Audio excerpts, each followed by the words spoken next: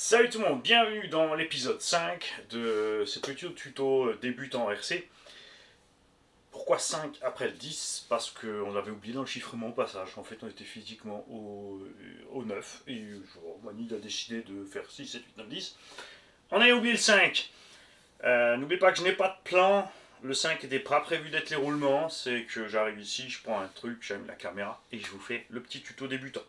Ces tutos débutants, donc, ils sont succincts. Ils englobent un peu une totalité. On ne va pas dans les précisions extrêmes. C'est juste pour que les débutants s'y retrouvent déjà dans les grandes lignes. Et comme toujours dans les commentaires, sont attendus ceux qui en savent plus pour partager. Pensez à lire les commentaires des autres. Pensez avec vos commentaires. N'ayez pas peur de faire une erreur dans les commentaires. Si vous êtes sûr d'un truc et que ça sort et que c'est faux, c'est pas grave. Que ce soit moi ou n'importe lequel des autres abonnés, tout le monde vous répondra tout tranquille. On pense que tu t'es trompé, regarde voir ça et ça et ça. Tout cool. Ici ça se passe comme ça, c'est pareil avec l'orthographe. On s'entend bonne. C'est fait exprès. On est ici pour communiquer et se comprendre et on fait ça avec... ça marche super bien en fait. Hein. Ça c'est clair. Aujourd'hui nous allons faire un tuto et parler donc des roulements, spécifiquement bien sûr à billes, ce qui nous intéresse le plus. Mais il faut savoir qu'il existe des paliers plastiques et des paliers en bronze. Les paliers plastiques, pour moi, c'est poubelle à proscrire, à disparaître définitivement, à la limite sur les petites échelles sur la direction. Quand je vois Tamiya qui s'obstine à mettre des roulements plastiques dans ses engins, pour moi, c'est non. Franchement, non. Alors les gens vont dire oui mais c'est pour ceux qui les achètent pour les mettre sur l'étagère, ils n'ont pas besoin des roulements. Et alors? Et les autres qui veulent rouler? C'est une RC, voiture radiocommandée, c'est fait pour rouler. Ceux qui veulent rouler ils font quoi? Ils se font chier avec les trucs en plastique, après ils redémontent, puis ils rechangent les paliers. Si Tamiya pouvait au moins fournir des bagues en bronze partout, ça serait déjà top par rapport bien sûr à ces bagues plastiques. Le plastique ça frotte beaucoup, ça chauffe, ça se dégrade plus vite. Bien évidemment c'est pas cher du tout. Et il y a un truc con. Comme tout le monde met autre chose que des roulements plastiques, toi, qui roule en roulement plastique, tu peux en récupérer des tonnes pour gratuit et rouler l'année gratuite, même en changeant tous les week-ends tes roulements plastiques. Bien sûr, sur un engin qui est lent, avec du charbon et des machins, les performances, tu ne sentiras pas grand-chose. D'accord? Ensuite, il y a donc les roulements bronze. Enfin, les paliers en bronze. Ceci s'appelle une bague auto-lubrifiée. Pourquoi? Parce que le bronze, ou le laiton de ce qu'elle est composée, ou le mélange, est normalement plus tendre que la pièce qui circule dedans, puisque l'extérieur ne bouge pas, là aussi normalement, et la pièce qui est dedans est dans quelque chose de plus dur que ça.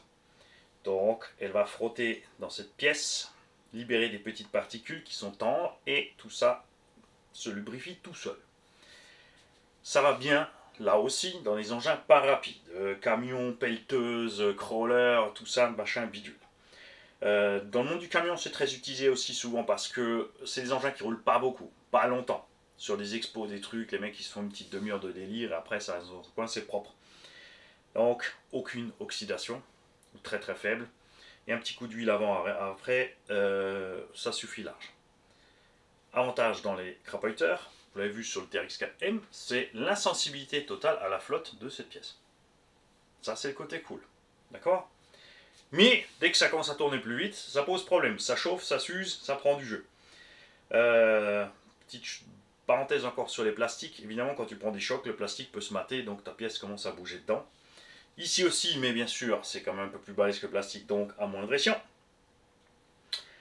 Quand ça chauffe trop, c'est pas le palier en bronze et la pièce dedans qui va souffrir. C'est là où ta bague est à l'intérieur, ton plastique qui va commencer à galérer, d'accord?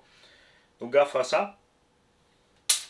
Et l'utiliser aux bons endroits. Et ensuite, tu attaques ce qui nous intéresse, nous, les roulements. Alors, il y a des roulements à billes, donc des billes, c'est des sphères.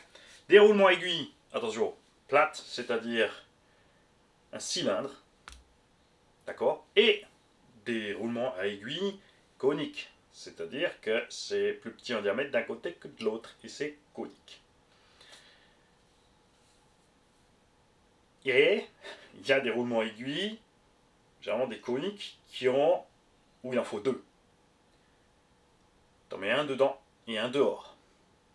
qui sont montés comme ça, donc forcément, enfin les aiguilles sont comme ça, et le tout se tient.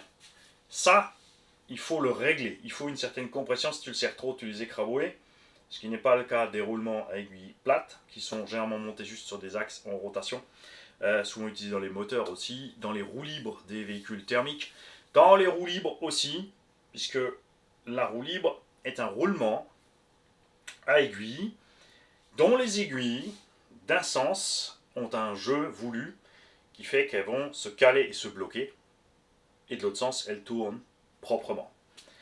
D'accord? Utilisé donc à des endroits spécifiques, en piste, super piste, donc mini échelle, indice, même en 1.8, pour faire un véhicule par exemple qui va accélérer en 4 roues motrices et freiner en 2 roues motrices, ce qui lui permettra de faire des virages très serrés.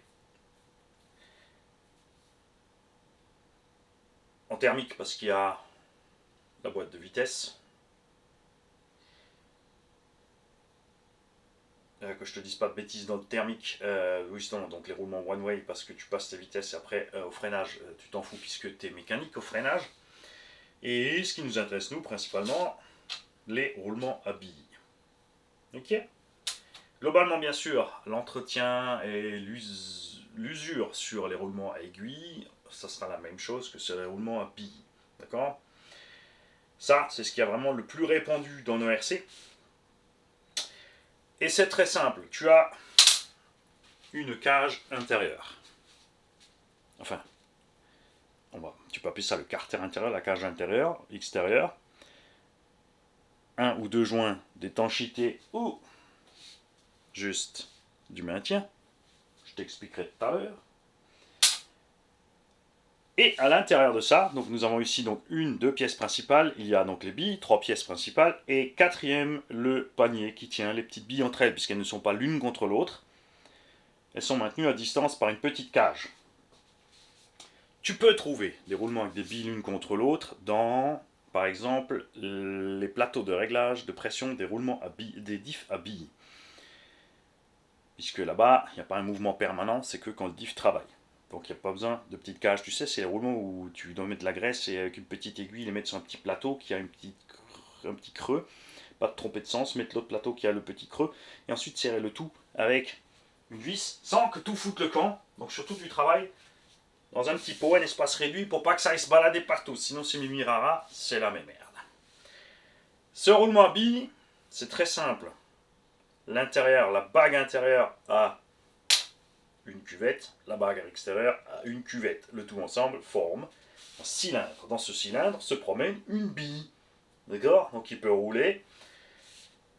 Il y a évidemment un jeu entre la bague intérieure, la bille, la bague extérieure, la bille. Ce qui fait que ton roulement peut bouger un petit peu de ce sens. De façon très minime. À ce sujet-là, il y a des spécificités qui s'appellent ABEC, ABEC, 1, 2, 3, 4, 5, 6, 7, plus l'ABEC est élevé, plus ton roulement est précis, c'est-à-dire moins il y a de jeu. Attention, moins il y a de jeu, plus il y a de résistance au roulement, plus il y a d'échauffement. Okay, les roulements pour aller très vite, en général, ce sont des ABEC très faibles. Il faut du jeu pour un roulement pour qu'il puisse tourner rapidement. C'est les roulements que tu vas préférer prendre pour des speedruns. Ces roulements aussi, petits crochets par le graissage, huile ou graisse, sont généralement huilés avec de l'huile très très fine. Ça, c'est des roulements pour aller très très vite. Ensuite, tes abeilles grimpent un petit peu. Tu utilises des graisses un peu plus épaisses pour passer dans le tout-terrain. Pourquoi en tout-terrain, c'est préférable d'avoir des abeilles un peu plus élevées que sur une pistarde? À cause des chocs. Plus tu as de jeu, d'accord, plus tu as de chance, quand tu prends un choc latéral, que ton roulement se dépoppe. Ce qui ne devrait pas t'arriver sur un speedrun, normalement.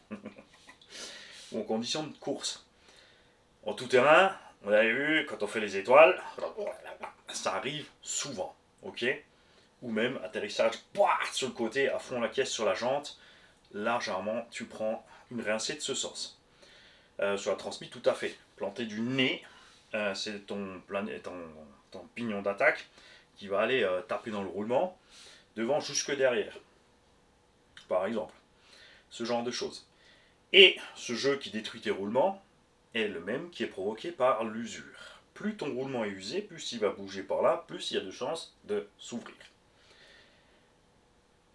Plus il est usé, plus il va chauffer. D'accord? Ça aussi, faites gaffe. Si ta graisse ou ton huile est dégradée à l'intérieur, parce qu'il a déjà un paquet de kilomètres, parce que du sable est rentré, parce que de l'eau est rentrée, des petits poils de moquette synthétique, dans le cas des pistardes, et ben tu vas, pareil, freiner le roulement, le monter en température, augmenter ses jeux, encore une fois la température, c'est la dégradation. Ok? On va parler après des effets.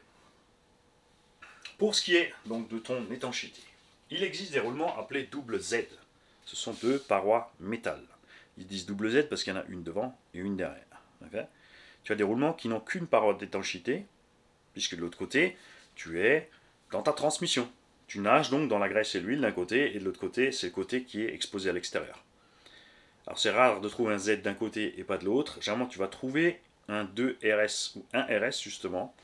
Donc un joint silicone d'un côté et rien de l'autre. Tu peux trouver du silicone d'un côté, du Z de l'autre. Ceux qui savent, qui ont déjà vu du Z que d'un seul côté, vous me le dites. La grosse différence, c'est au moment du démontage, les doubles Z, comme c'est une bague en acier, il va falloir enlever un petit circlips. Ou, comme c'est ici, tu vois, il y a des petites ailettes. Donc il faut lever un côté, il faut le déclipser de là. C'est beaucoup plus compliqué à démonter que ça. Les bagues en téflon, tu glisses la pointe ici d'un scalpel en dessous, avec le dos, pas côté lame, côté dos. Tu pousses un petit peu, tu peux déclipser ton joint, tu peux ouvrir. Ça n'existe pas seulement en téflon, en silicone, tu trouves en silicone, en téflon, et j'ai même déjà vu des petits joints graphite. Ça, c'est pas étanche. D'accord?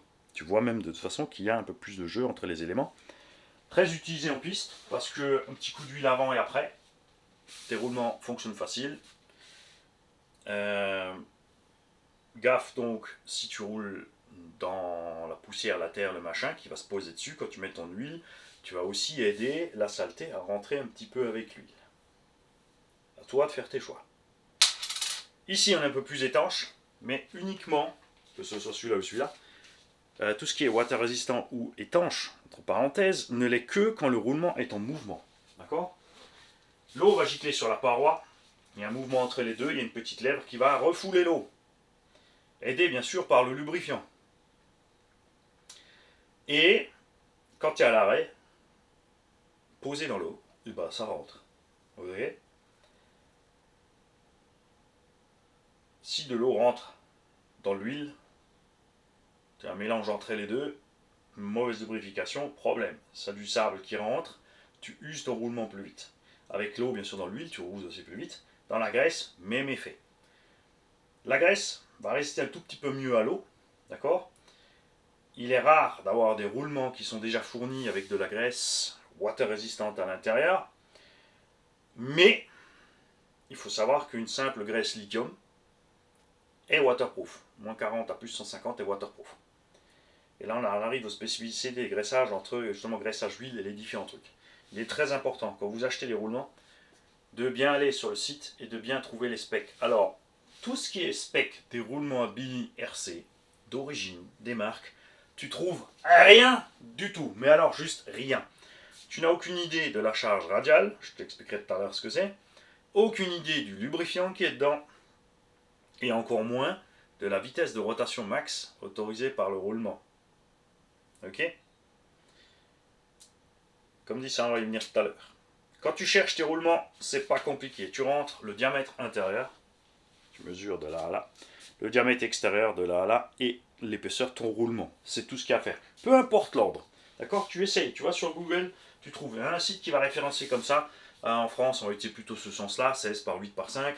Chez les autres, ça va être 8 par 5 par 16. Il y a plein de solutions. Ensuite, tu n'es pas obligé de mettre spécifiquement de RS ou de Z. Si tu cherches du double Z, oui, tu vas écrire ZZ. Si tu cherches du 2RS, tu vas mettre 2RS. Si tu cherches autre chose, tu vas mettre autre chose. Si tu mets globalement juste la dimension, tu trouves plein de roulements et ensuite à toi de faire tes choix. Il y a encore un autre genre, c'est le roulement épaulé. Alors, c'est un roulement tout à fait normal qui a juste une petite lèvre métallique en plus pour le maintenir en place là où il est. Je ne suis pas fan de ces roulements car, en grande règle générale, ils sont plus fins et moins solides que des roulements standards de même taille. Ça a été utilisé en RC parce que pour gagner du poids, pour gagner du matériau côté constructeur, en fait, c'est un petit peu moins cher.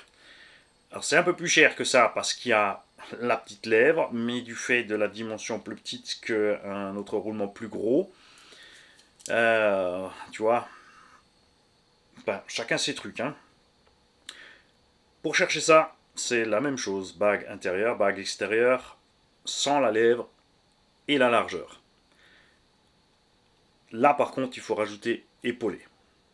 En anglais, bien sûr, shoulder, épaule, S-C-H-L-O-U-D-E-R.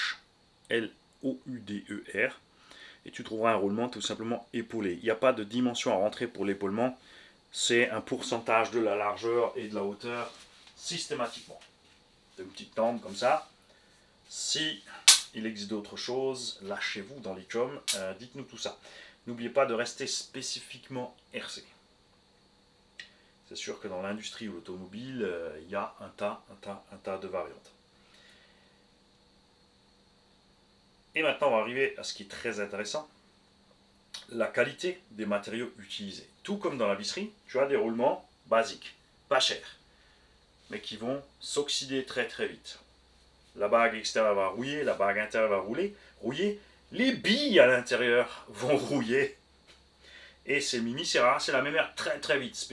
Ça, Traxxas adorait faire ça. Avant l'arrivée du X-Max, les roulements Traxxas, c'était dans ce cas-là.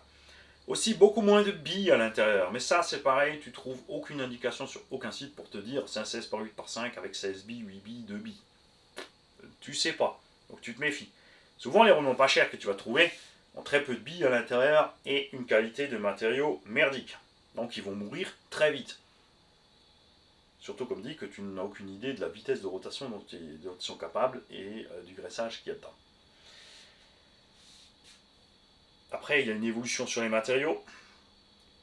Il y a des cages de meilleure qualité, mais toujours des billes en acier dedans.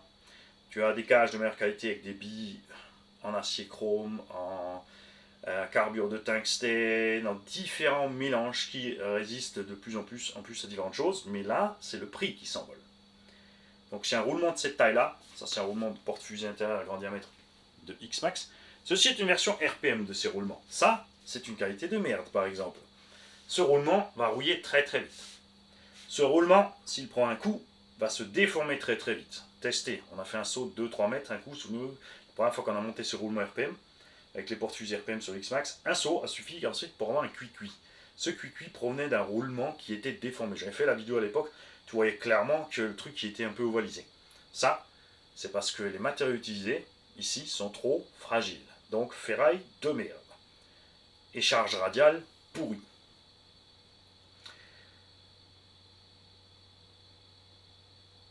Ensuite, donc ça, des roulements comme ça, tu trouves à 1€ pièce de cette taille-là.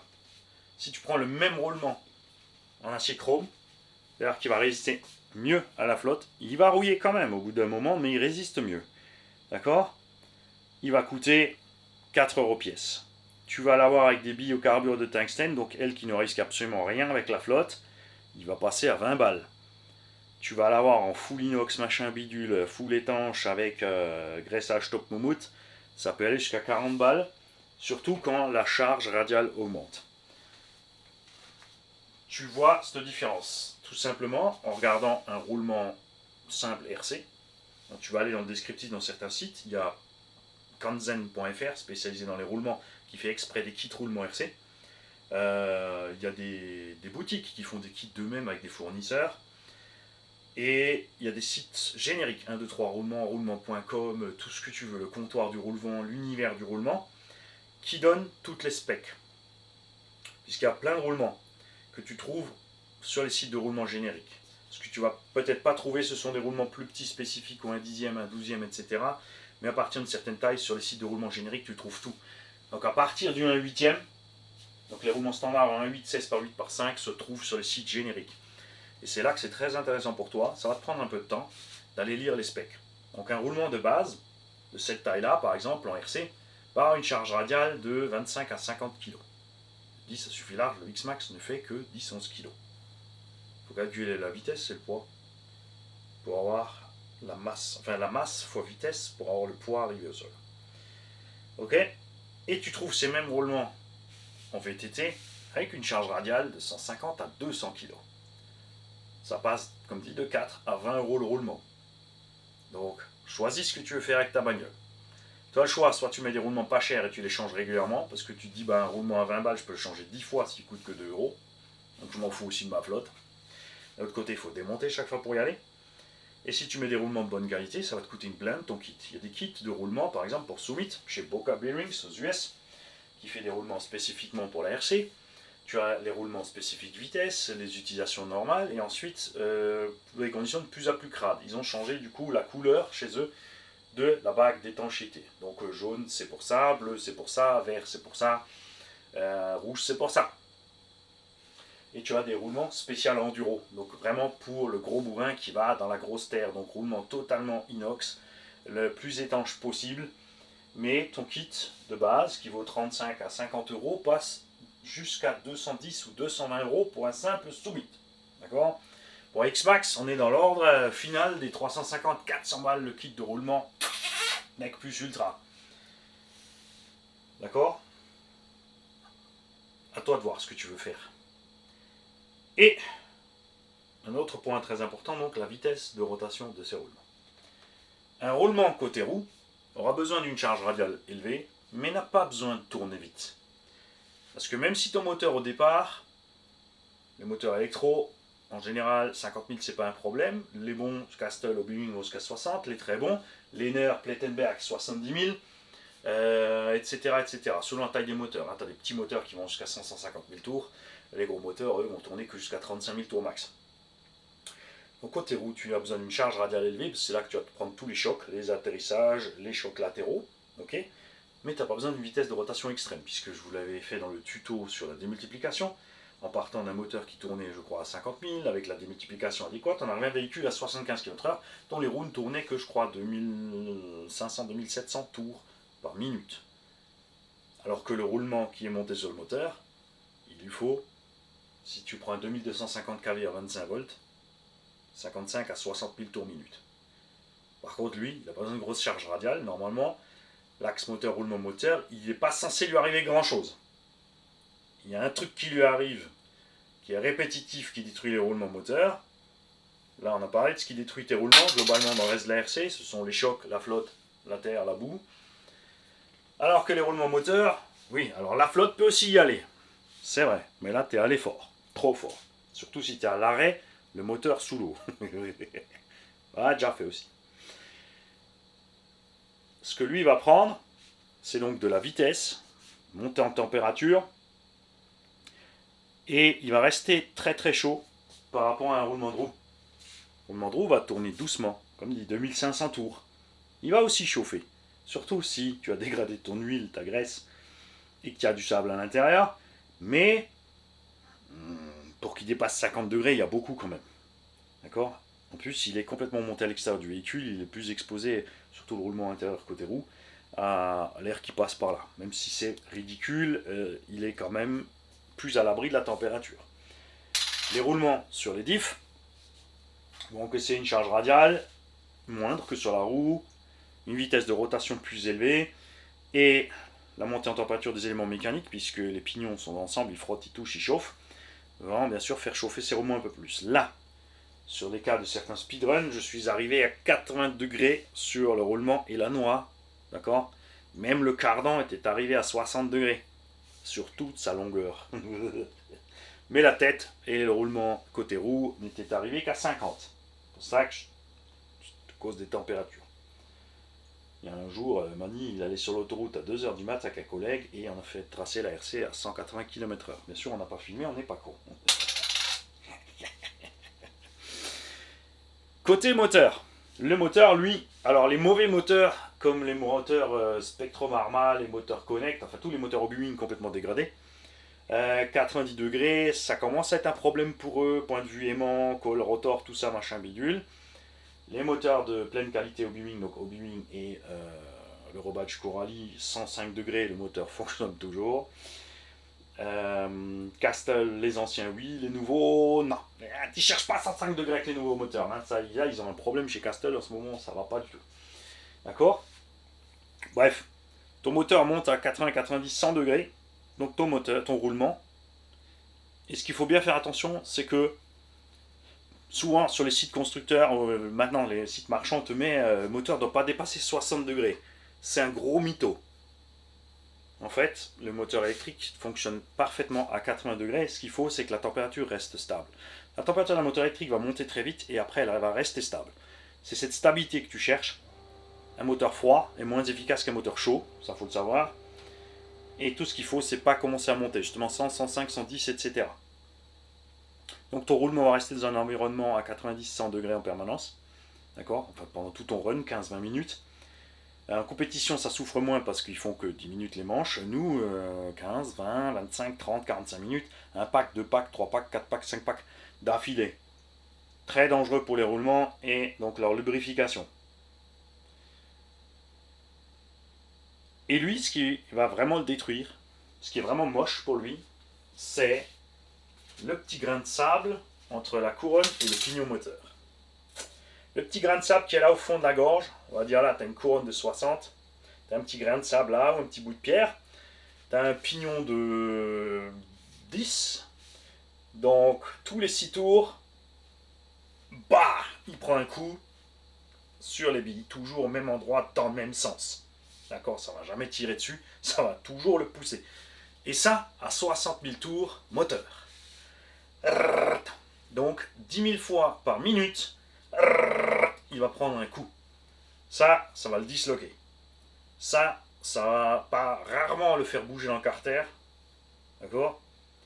Mais la montée en température causée par le moteur et les chocs à répétition vont faire qu'il va, si tu as un carter plastique, c'est pour ça que Traxxas a eu des soucis avec ses carters moteurs plastiques avant qu'ils aient la bonne idée de mettre une bague en métal dans le carter plastique. Ils sont forts quand même, ils ont réussi à faire des carters plastiques qui tiennent maintenant. C'est l'axe du moteur qui va morfler. Avant, les anciens moteurs avaient des axes moteurs en acier hyper balèze. Maintenant, ils ont des espèces de mélanges pour gagner du poids. C'est moins cher à fabriquer. Et tu t'aperçois que tu arrives à avoir des rotors, des axes moteurs qui soient usinés, usés, rayés. Spécificité des runs sur la plage, le moteur qui est sillonné, comme un disque vinyle, par des grains de sel et de sable qui se sont immiscés dans ce jeu, causés par leur présence aussi dans couronne pignon. Ils se mettent entre et ils te font des sillons dans le rotor moteur. J'en ai vu plusieurs.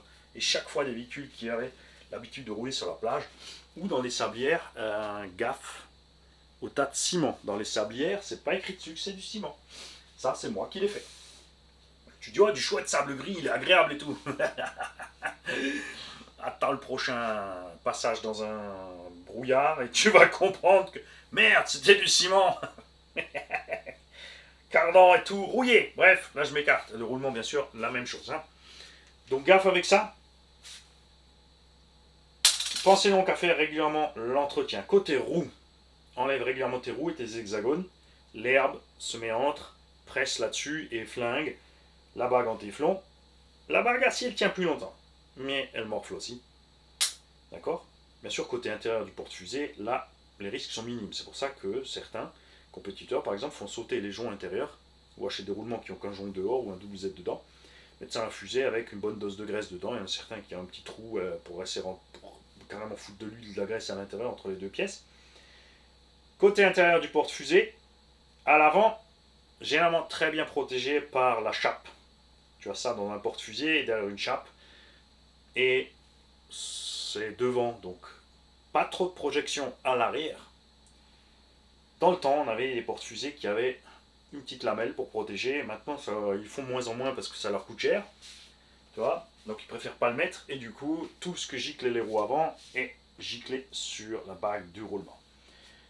Sur certains véhicules, il t'arrive de perdre cette bague de roulement. Elle se dépop. Ça, c'est dû au choc et à l'écrasement. Justement, ton jeu radial, ça a pris trop de coups de ce sens, et tu perds le jonc intérieur. Beaucoup ont eu ça sur les X-Max avant qu'ils mettent les grands roulements. Mais ce n'est pas les seuls engins à lesquels ça nous est arrivé. Hein. Ça, c'est sur les chocs à répétition sur les côtés roues. Côté diff, pareil, il y a des véhicules, c'est plus ou moins bien protégé. C'est pour ça que beaucoup aiment bien le Traxxas Max, le Erevo, parce que les roulements côté cellules sont super bien protégés des projections. Il y a plein d'autres véhicules qui ont ça, hein. Au bas aussi, ils ont complètement fermé. Tu as même la possibilité de mettre un soufflet entre la cellule et le cardan pour qu'il n'y ait vraiment rien qui aille dessus. Côté choc, ils en voient un peu moins. Après, ça dépend du système de transmission. Si tu as un cardan télescopique, ce roulement, il souffre quasiment pas, sauf si ton télescope se bloque. Sur les cas des cardans acier, si ça tape au fond de la noix, ça lui pousse sur la gueule, donc il morfle des coups en radial. D'accord. Côté pignon d'attaque, il y a un stress en plus, et côté couronne, il y a un stress en plus. Donc ça, sur ton diff, tu en as deux. J'ai peut-être tout simplement un diff ici, ça va être beaucoup plus simple de te le montrer comme ça.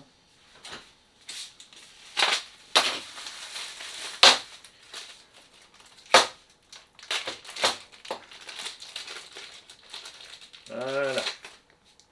Ok. Ce roulement vit généralement plus vieux que ce roulement-là, sauf en cas de choc, comme dit, d'accident, ce genre de choses, exposition à l'eau et toute la saleté, tout ça. Pourquoi? Parce que c'est un couple conique, donc quand le couple arrive sur ton pignon qui est conique, la pression va par là, ce roulement est donc toujours sous pression alors que celui-là ne fait que tourner avec tranquillo.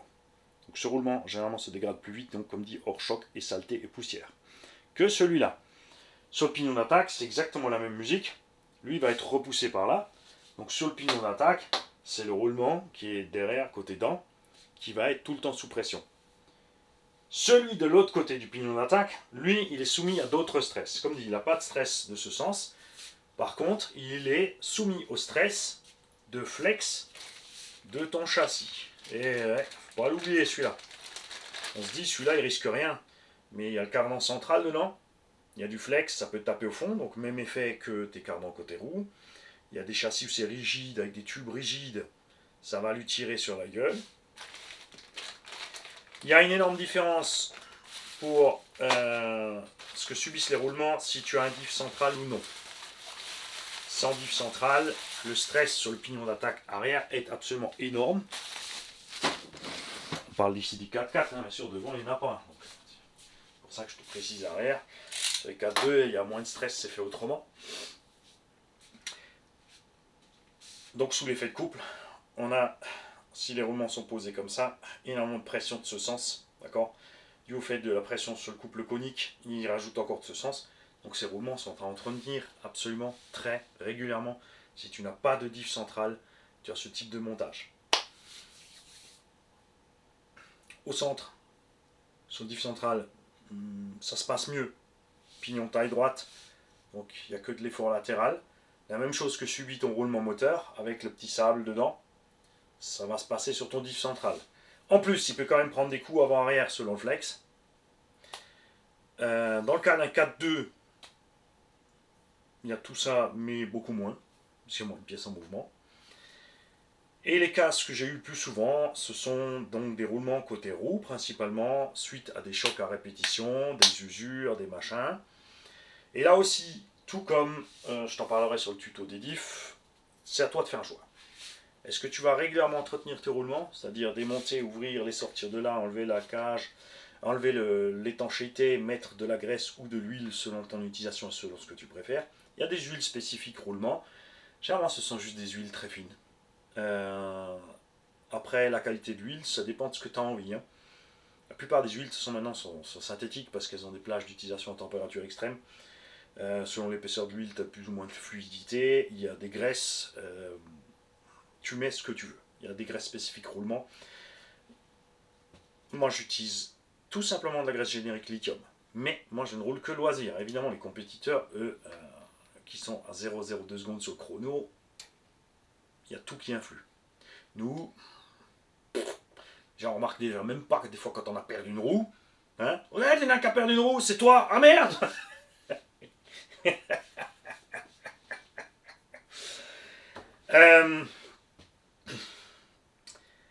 Donc, je répète, allez voir sur les sites génériques de roulement sur les sites spécialisés. Quand vous commandez des roulements, évidemment, la plupart des gens vont, pour se simplifier la vie, prendre le roulement avec la référence constructeur. Mais les roulements chez constructeurs sont vraiment plus chers que ce qu'on trouve à côté. À côté, on trouve des kits complets. Les constructeurs de plus en plus souvent aussi maintenant proposent des kits complets parce qu'ils ont vu que les gens, ils se compliquent pas la vie, ils prennent des kits complets. Mais là, encore une fois, le kit constructeur est très cher par rapport au kit des équipementiers et souvent, la qualité de l'équipementier est plus grande. Faut se méfier. Tu trouves des roulements sur AliExpress pas chers qui sont bons, des pas chers qui sont pourris. Mais tu trouves aussi des chers qui sont pourris et des chers qui sont bons. Donc tu as un peu de tout et de rien. C'est pour ça que c'est sympa d'avoir les specs quand même.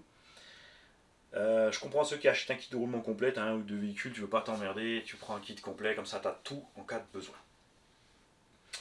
Moi, bien sûr, j'ai plein de véhicules, donc je vais prendre plutôt 20 comme ça, 20 comme ça, 20 comme ça, 20 comme ça, et là je suis plus à l'aise sur un site générique. Je pousse pas trop loin avec les roulements. J'aime bien avoir donc des roulements mélange chrome pour une meilleure résistance à l'eau. J'ai pas besoin de spécialement plus. Je me suis déjà posé la question si je voulais pas prendre des roulements justement comme ça à 20 balles pièce côté roue pour les engins où j'y vais fort comme le X-Max. De l'autre côté tu dis il y en a 8, ça fait tout à fait 160 balles juste côté roue. Peut-être à l'entrée de diff tu vas mettre des bien étanches mais dedans tu vas laisser les autres. Tu peux prendre un kit complet à 300-400 balles aussi mais est-ce que ça va te servir dans les éléments internes d'avoir des roulements aussi chers, aussi coûteux? Et même s'ils sont super chers, alors ils vont mieux résister au choc quand même. Si c'est sûr, c'est des roulements qui encaissent 150-200 kg, ils vont crever moins vite qu'un roulement qui prend 50. Mais est-ce que ça vaut le coup? Personnellement, j'en ai pas eu besoin. J'ai pas dépassé cette spécificité-là parce que c'est pas aller plus loin. Je te parle sur mon X-Max parce que c'est vraiment l'engin où je fais le plus le cochon avec. Et dans ce cas-là, les roulements Kanzen, ils me vivent vraiment très longtemps. Même côté rouge, j'en pète pas tant que ça. Côté diff, encore moins. Côté intérieur de transmission, encore moins. Ne négligez pas, je le répète encore une fois, les roulements moteurs. Pensez à contrôler vos roulements moteurs et à les changer régulièrement. Ça, c'est un investissement qui vaut le coup vu le prix d'un moteur. Et donc toi, après, à chaque fois que tu ouvres, que tu démontes, que tu ouvres, que tu démontes, que tu ouvres, que tu démontes, que tu remontes, je veux dire, tu vas abîmer un peu plus chaque fois ce joint. Donc il y a chaque fois un peu plus de saleté, d'eau, de terre qui peut rentrer. Donc là aussi, tu fais ton choix. Est-ce que je vais attendre qu'il soit crevé pour le changer ou est-ce que je vais faire régulièrement l'entretien? Je peux pas te dire fais plutôt ci, fais plutôt ça, l'entretien c'est mieux que pas l'entretien, ça dépend de la façon dont tu roules. Il y a des gens qui roulent posément, pas forcément lentement, ils roulent vite, mais ils font gaffe que leur roue reste par terre, parce que tout ce que la roue est en l'air, elle mouline, c'est drôle, mais c'est pas efficace. Ça chauffe. Ils vont faire des sauts, appels, contre-appels, rarement des gamelles, des étoiles, des machins. Je parle souvent des étoiles parce que l'effort de destruction quand tu pars en étoile est souvent sous-estimé. Quand tu pars en étoile, ton véhicule tape sur les côtés des jantes, donc il n'y a rien qui amortit, c'est le roulement qui mange direct. Tu comprimes tes cardans, donc le cardan tape dans la noix qui tape dans le roulement de transmission, et tu fais 10-20 tours comme ça en tonneau, c'est rigolo, on les compte, des fois on se fait des petites tentatives de record du monde, mais au final, c'est destructeur pour l'engin et les roulements. Les gens qui savent laisser les roues sur terre, ça leur arrive beaucoup moins souvent. Donc ils évitent aussi de faire des sauts de baboule avec des hauteurs de fou, des atterrissages extrêmement brutaux sur la cartière du véhicule. Ne négligez pas côté roue l'influence de vos pneumatiques. J'aime rouler avec des monsters qui ont des gros pneus boudins bien moelleux, qui se remplissent d'air, qui à l'atterrissage font coussin d'air, qui encaissent le choc avant que la jante n'envoie le reste du choc dans la fusée qui la tape dans le roulement. Si tu as des jantes taille basse, des pneus très durs, tout ceci bien sûr est augmenté côté effort. Donc les gens soigneux, quand ils roulent, et comme dit, ça ne veut pas dire qu'ils ne roulent pas plus vite que toi, auront bien sûr quasi pas de problème de roulement, comparé à toi qui va sauter tout le temps n'importe comment, te planter n'importe comment. Très important. C'est pour ça aussi que les pros sont horripilés par ce qu'on fait en loisir, prendre une rampe et atterrir sur le plat. Parce qu'eux, ils font hop, et hop. Donc ça se passe généralement beaucoup mieux.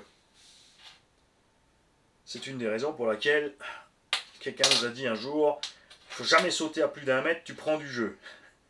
Bien sûr, nous on a pris ça de façon très drôle, puisque chaque fois qu'on était à 5, 6, 7 mètres du sol avec le X-Max, oh bah je pris du jeu là. La définitive, évidemment, il a raison, c'est l'atterrissage qui cause le jeu, pas l'altitude de vol, c'est la façon d'atterrir. Et surtout les louper. Si tu as un roulement que tu reçois d'origine qui est huilé, tu peux le graisser après. S'il est graissé, tu peux l'huiler. Pour le nettoyage, donc tu fais sauter les joints. Tu peux utiliser des hydrocarbures pour bien dégraisser. Et ensuite le rehuiler, le regraisser comme tu veux. Une méthode pourtant très simple. Et alors c'est pas écologique parce que tu vas mélanger la graisse qu'il y a là-dedans en fait. Hein, mais un produit qui ne te fera rien et qui coûte rien. Vinaigre blanc. Le truc magique. T'as un roulement qui a de la rouille. Tu vires les trucs, tu balances ça dans le vinaigre blanc. Crois-le ou non, fais l'essai. Même un roulement qui est déjà un peu bleu. Tu vois, on a fait le test avec Sergio avec des roulements. Souvenez-vous, sur la piste à char, Sergio est tombé dans l'eau. On n'a pas fait ça le soir même. C'est le lendemain que les roulements, parce qu'il faisait froid, les roulements étaient déjà bloqués. Sorti les roulements bloqués, il les a mis dans le vinaigre blanc. Nous, on a bricolé toute notre journée. Le soir, les roulements, on les a sortis du vinaigre. Ils tournaient secs, hein, parce qu'il n'y avait plus rien dedans de lubrifiant. On les a remplis de graisse, on les a refermés, et ils sont prêts. Perso, quand je fais ça, alors si à quel moment tu décides de changer le roulement ou juste le regraisser et le laisser? Alors si tu sens qu'il est un peu sale, qu'il va dur et qu'il n'a toujours pas encore de jeu, ou pas trop, pour ça tu prends un roulement neuf comme un roulement témoin, tu bouges un petit peu, tu vois ce qu'il y a, tu prends ton roulement à toi, effectivement il est rêche, mais tu l'entends même souvent, hein, il commence à gratter même à l'oreille. Tu l'ouvres, tu le nettoies, tu le graisses, tu le remets en route. Alors c'est à toi de décider si tu le remets ou pas. Quand il commence à avoir trop de jeu, des fois je vais les remplir de graisse quand même nouveau et les refermer, mais je ne vais pas les remettre dans le véhicule. Je vais les mettre dans la caisse de terrain en cas de dépannage. Tu as explosé un roulement parce que tu es parti dans ton trip, je fais des sauts. Tu sors ton roulement, tu prends un autre roulement de ta caisse, tu sais que de toute façon on s'en fout, celui-là il est déjà usé, et tu continues ta séance de saut. Souvent après on les oublie dedans et finalement ça se passe bien, ils tiennent encore une vingtaine, une trentaine de pas quand même. Mais non, sans oublier la montée en température. Quand tes roulements bloquent, quand ils vont durs, leur montée en température pose problème à la pièce dans laquelle ils sont montés fixes. Généralement la pièce qui est dedans, comme dit, est en acier beaucoup plus dur que le roulement lui-même. Sauf dans certains véhicules où tu as des fusées en alu. Là, tu peux usiner bien sûr la fusée. Tout le reste, c'est le roulement qui va se flinguer sur la fusée qui est en acier. La bague extérieure, généralement, est dans le plastique ou dans l'aluminium. Donc là, pareil, plastique ou aluminium vont morfler. Il y a des pièces de certains équipementiers qui sont mal ajustées. Donc ton roulement, on l'a vu sur les portées des couronnes GPM pour X-Max. Le roulement, il tombe dessus, quand tu te retournes, il retombe. Ton roulement se balade sur la portée. Frottement, usage, usure, échauffement. Là, tu peux utiliser ce qu'on appelle des produits spéciaux pour bloquer les emmanchements. C'est une espèce de colle pour bloquer les emmanchements. Ça aide un petit peu. Après, bien sûr, le centrage n'est pas optimal. Hein. Ça, faut pas rêver. D'une part, on a les pièces des horribles ZD Racing. C'est vrai que ZD Racing c'est pas cher, DBX07, MX07, tout ça. Mais les alus sont tellement nazes que les roulements se promènent dedans. Donc tu utilises très vite ton porte-fusée, etc. Donc pensez là-bas à bien faire gaffe que ça tienne comme il faut. Si c'est plastique, tu vas le fondre, tu vas déformer complètement la portée, etc. Hein, ça dépend. Tu peux avoir différentes choses chez différents constructeurs, sur différents matériaux. On l'a vu plein de fois, il y a des alus de mauvaise qualité, comme chez ZD Racing, justement, qui résistent donc beaucoup moins bien à tout ça que des plastiques de bonne qualité chez d'autres marques comme Techno ou Traxxas. Rien que ça énerve, pourquoi ici Techno et Traxxas ensemble, c'est pas du tout la même qualité. La qualité du plastique, la résistance, si. J'ai cassé moins de bras de Sledge que de bras de Techno. Et j'y suis allé beaucoup plus fort avec le sledge. Je te parle par exemple de la cellule ou des portes-fusées. La qualité de ce matériel de ce côté-là. Si le roulement se bloque, il est rare aussi qu'il se bloque dans la pièce et que c'est la pièce intérieure qui tourne à sec dedans. Généralement, il va se bloquer sur la pièce qui l'entraîne et ensuite il va tourner dans la pièce dans laquelle il est posé. Et là, donc, justement, tu défonces ta cellule, ton porte-fusée, partout. Tout ce qui tient ce truc-là. Dans les moteurs, souvent il est déjà bien serti dans les carters. Donc là, c'est l'inverse. Effectivement, quand tu vas bloquer, c'est ton axe moteur que tu vas usiner en moins de 2. On a trouvé tout ce genre de panne de façon aléatoire. Hein. Des fois, ça tourne dedans, des fois, ça tourne dehors. Ça prend du jeu là, ça prend du joli. Dans les commentaires, j'attends l'expérience des gens qui ont fait beaucoup de kilomètres en RC, à qui c'est arrivé. N'oubliez jamais de donner les conditions. Hein. Ceux qui roulent bien sûr jamais, et ils ont raison dans l'eau et machin, qui font gaffe à leur RC, qui font, comme je t'ai dit, pas des sauts à plat, mais appel contre appel, auront moins de soucis que ceux qui roulent à terre, la boue et les sauts atterris à plat. Donc exactement ce que moi je fais.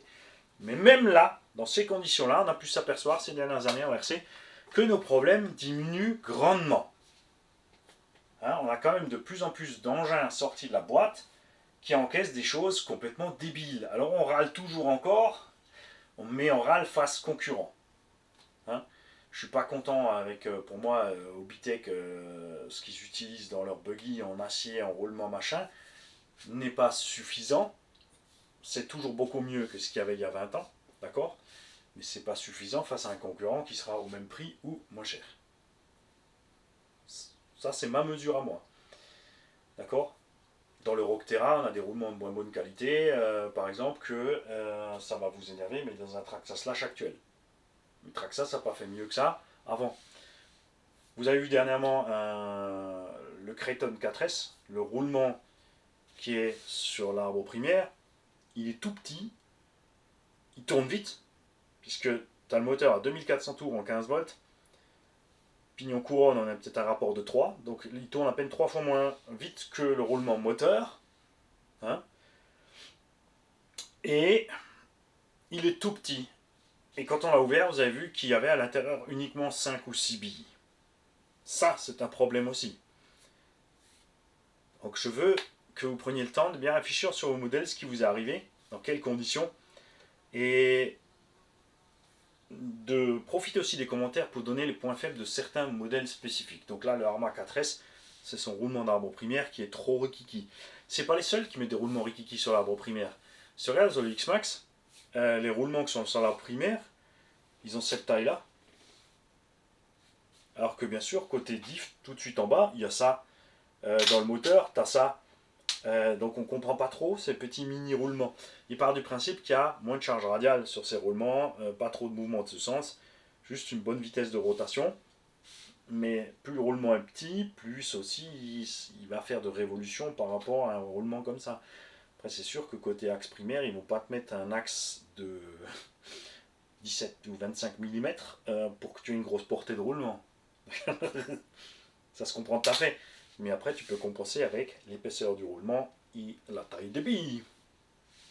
Et faire un petit diamètre intérieur et peut-être un plus rude extérieur. Donc ça se mérite encore sur le X-Max, il faut dire que ça tient.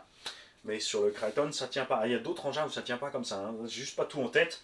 Mais donc, j'aimerais que vous profitiez des commentaires pour nous expliquer ce que vous préférez en roulement. Donc étanche, pas étanche, pourquoi, dans quelles conditions. Votre façon d'entretenir les roulements, votre façon de les nettoyer, vos casses, les casses que vous avez vécues en roulement, suite à quoi. Et sur les véhicules que vous avez roulés spécifiquement, comme je l'ai dit, tu vois, il y a des engins comme le Kraton 4S, les roulements de roue ça bouge pas, les roulements de diff ça bouge pas, les roulements de trucs ça bouge pas, et là au milieu on a ce pauvre petit truc qui a rien à foutre là. Et petit truc qui pose problème puisque il n'y a pas moyen d'en passer un plus gros. Il faudrait qu'un équipementier fasse un nouveau boîtier avec une portée de roulement plus grande. Et ça, c'est rare. Très rare tu vois, on trouve ça peut-être côté comme des porte-fusées, ou RPM pour Traxxas ça fait des porte-fusées avec des roulements plus grands. Mais après, tout ce qui est intérieur transmission, c'est beaucoup plus compliqué. Donc parlez-moi des roulements qui posent problème sur un véhicule spécifique. Cette liste est importante pour tous ceux qui vont passer par là, sur ce tuto roulement, et qui vont chercher une solution à un problème donné qu'ils ont sur le véhicule. On peut s'apercevoir que, d'abord, mauvais usage du véhicule, mauvais entretien des roulements, ou deux, effectivement, comme le cas du K4S, il n'y a pas 36 solutions. Donc dans ce cas-là, où tu ne peux pas changer la dimension du roulement, ni tricher sur le truc, vous avez vu que dans la gamme Traxxas 3S, sur le roulement interne de l'axe de slipper, j'ai utilisé un roulement épaulé pour pallier à mon jeu excessif qui se balade. Là-bas, il va falloir impérativement passer sur un roulement de meilleure qualité. Mais dans cette petite taille-là, il va falloir trouver ce roulement de meilleure qualité. On a eu le cas chez Serpent avec ses roulements épaulés qui avaient des défauts qui cassaient systématiquement de boîte côté donc couronne. La pression dessus était trop grande. Ou sur les chocs, sur le MT, on pète ses roulements épaulés. On a mis des roulements Kanzen, qui sont donc un cran de qualité au-dessus, ce qui a grandement réduit le problème. Mais on n'a pas trouvé encore plus balèze que les roulements Kanzen, ce qu'on aurait aimé. Donc là, dans le cas de ce petit Creighton, il faudrait vraiment trouver un roulement qui a une charge radiale énorme et une vitesse de rotation énorme. On n'a aucune spec du roulement d'origine, je peux juste te dire qu'il est vraiment pas terrible en qualité vu le nombre de billes qu'il y a à l'intérieur et la vitesse où il prend du jeu. Donc ceux qui ont cherché une solution à ce problème-là, ou sur un véhicule donné qui avait un problème de roulement spécifique à un endroit, qui ont trouvé une solution, n'hésitez pas à partager tout ça. J'ai certainement oublié plein de choses encore. J'ai parlé des trucs spécifiques, ce qui arrive au roulement moteur à cause du petit grain de sable du truc. On a parlé de la destruction, du huilage, du graissage, des différentes parois. Pour la nomenclature, c'est très simple. Vous allez sur un site pro. Je crois que j'ai vu ça sur l'univers du roulement ou le comptoir du roulement. En bas de chaque page, il y a tous les raccourcis. Ce que veut dire un RS, 2 RS, un Z, 2 Z, machin, bidule, ABEC, le type de graisse ou d'huile. Je crois qu'il y a aussi des raccourcis pour le type de graisse et d'huile, etc., etc. Chez Kanzen aussi, il a mis huile, graissage à vie, haute vitesse, pas haute vitesse, etc. Donc cherchez bien ces specs. Si vous êtes content bien sûr avec les roulements d'origine, c'est sûr que par exemple chez Obao, Team Magic, faut laisser ce qui est HPI, enfin sur la série 1/8, n'importe. J'ai pas de problème de roulement, donc je cherche pas de midi à 14. Là, tu peux prendre les roulements d'origine. S'ils sont à un prix cool. Hein. Chez Axomodis par exemple, il a rentré toute une série de roulements de super qualité. Tu payes 1€ le roulement. Des tubes entiers de 10, 16 par 8 par 5. Tu as les roulements haute vitesse ou les roulements normaux. 1€ le roulement, 10 ou 12€ le tube. Kanzen aussi fait des packs spéciaux comme ça rentrés. Alors tu les trouves, attention, chez Kanzen, petite parenthèse, tu ne trouves pas sur le site. C'est quand il est sur eBay en fait. J'ai rentré 16 par 8 par 5 une fois sur eBay. Je suis tombé sur des packs de 20. C'était des roulements Kanzen. En pack de 20, ce pack spécial rentré, 20€ les 20. C'est ça que j'ai oublié de parler. La standardisation des tailles de roulement.